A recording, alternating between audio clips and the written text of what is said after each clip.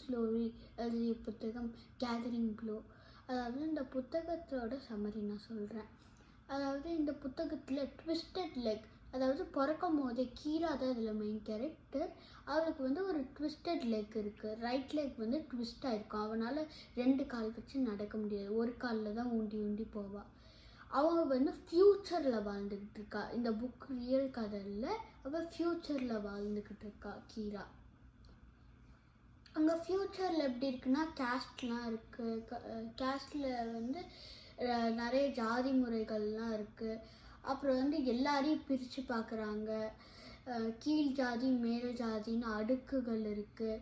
அப்புறம் கால் உடஞ்சவங்க, கண்ணு தெரியாதவங்க, காது கேட்காதவங்க, ஸ்ட்ராங்காக இல்லாதவங்கெல்லாம் வில்லேஜில் வச்சுருக்க மாட்டாங்க. பேய்க்கு இரையாயிட்டோம் அப்படின்னு வெளியே வில்லேஜை விட்டு போட்டுருவாங்க. ஆனால் அந்த பேய்க்கு இரையாகட்டும் அப்படின்னு வெளியே போட்டவங்கெல்லாம் சாக மாட்டாங்க. ஏன்னா பேயின்னு ஒன்று ரியலாகவே இல்லை. அதனால அவங்க அவ்வளோ வருஷமாக அது மாதிரி நம்பிக்கிட்டு இருக்காங்க.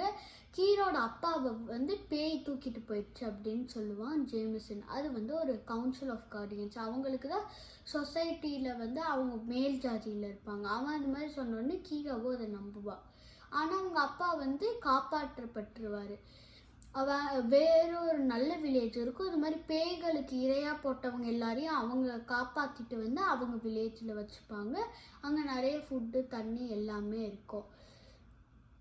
கீரா வந்து ட்விஸ்டட் லெக் வச்சுட்டு ஏன் வாழ்ந்தானா, அவளுக்கு நிறைய டேலண்ட்ஸ் இருந்தது.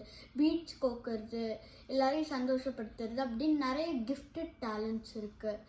அதனால தான் அவள் இன்னும் உயிரோடு இருக்கா. அவள் வந்து ஒவ்வொரு மிஸ்ட்ரியாக அந்த வில்லேஜில் இருக்கிறத கண்டுபிடிக்கிறா. அப்புறம் கேதரிங் ப்ளூ அப்படின்றது ஏன் வந்ததுன்னா, கலரை வந்து நீங்கள் மேக் பண்ணணும். எல்லாமே அங்கே கிரே, சில கலர்ஸில் தான் இருக்கும். அந்த கலரையே நீங்கள் மேக் பண்ணணும். உங்களோட ஓன் கலரை நீங்கள் மேக் பண்ணணும். அது மாதிரி கீரா ப்ளூ ட்ரை பண்ணுவாள்.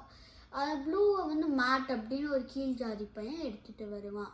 அதாவது இந்த புக்கில் ஜாதி அடுக்குகள் மாறி இருக்கு.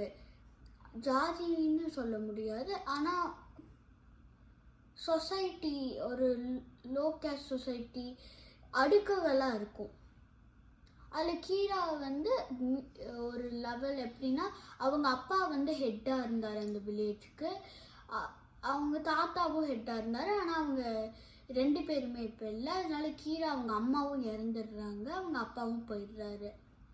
அதனால கீரா தனியாக தான் இருக்கா. ஒவ்வொரு மிஸ்ட்ரியாக எப்படி கண்டுபிடிக்கிறா அப்படின்றது தான் இந்த கதை. நன்றி, வணக்கம்.